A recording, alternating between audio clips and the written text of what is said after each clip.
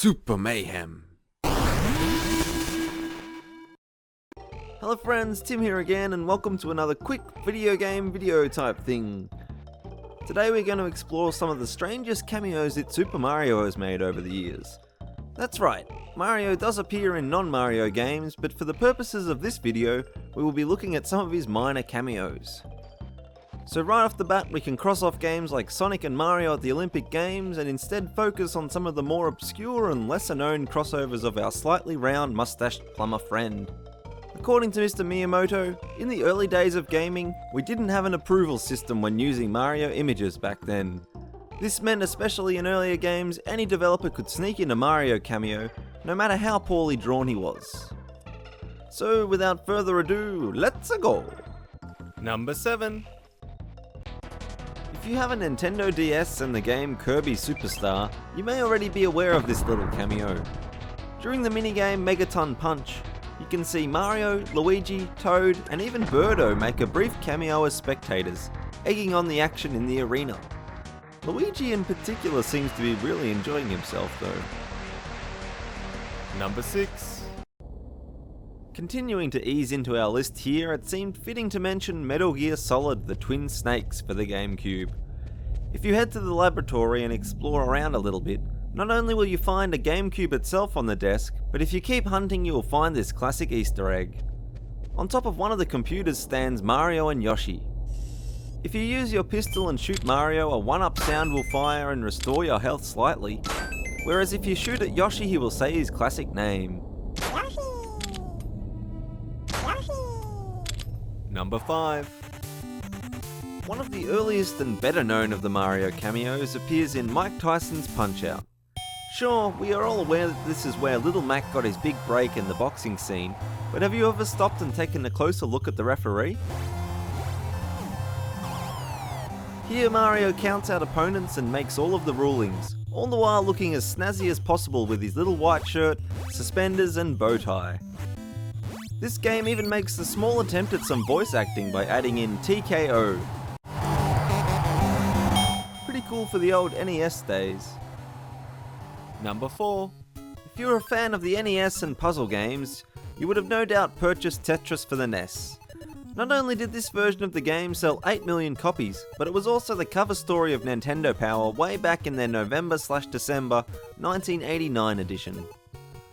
Putting these stats aside for a moment, Mario even makes an appearance if you beat Tetris in B-type mode with the hardest difficulty setting.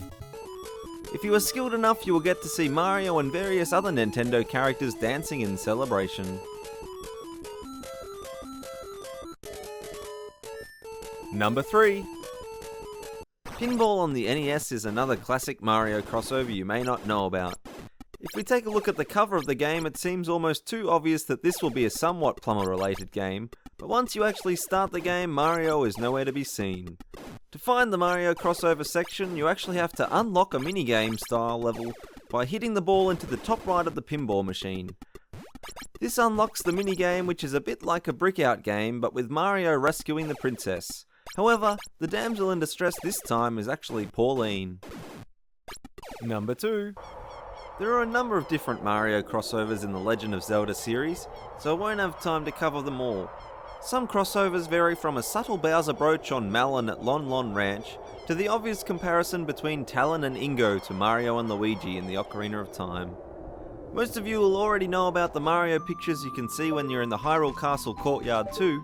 However, in the 3D version of the game, these pictures are replaced with a Mario level background, complete with warp pipes and blocks. There are plenty of other Mario cameos in other Zelda games too though, such as the Mask Salesman having a Mario mask in Majora's Mask, and even the numerous crossovers in Link's Awakening like a Yoshi doll, a Chain Chomp, and even Wart, or Mamu as he is named, makes an appearance too. Number 1. One of my personal favourite crossovers of Mario was in the game Yoshi's Cookie. Sure, some of you may argue that this is at the very least a Super Mario spin-off, but that doesn't make Mario's appearance any less amusing. The aim of this puzzle game is simple enough. Line up the same cookies in the same row when you are on your way to victory. The best part about it though? Check out this Chef Mario pulling levers like a madman trying to sort out these cookies. Interestingly, this game was re-released on the SNES, And there are even special Famicom-only versions of the game that include recipes on how to cook the cookies seen in-game. Because only 500 copies of the special Famicom version were released to promote a cooking appliance called the Kruppen oven, prices for the game have been known to approach the $2,000 USD mark. That is one expensive cookie making game. Previously on Mario Mayhem. If you could make a fake video game scandal, what would it be?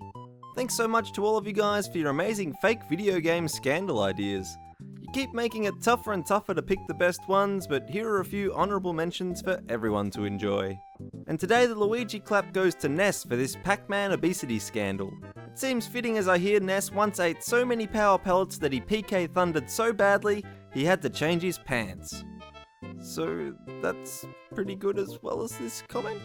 And today we will leave you with the question, if Mario could make a cameo in any game, what would it be and what would he do? Let us know your thoughts in the comments below, and the best, most creative answer will be featured in one of our next videos. And that's it for today, friends. I hope you enjoyed this list of Super Mario Cameos, or whatever this was. Don't forget to subscribe if you haven't already, share this video with your friends, keep those comments and likes coming, and I'll catch you soon.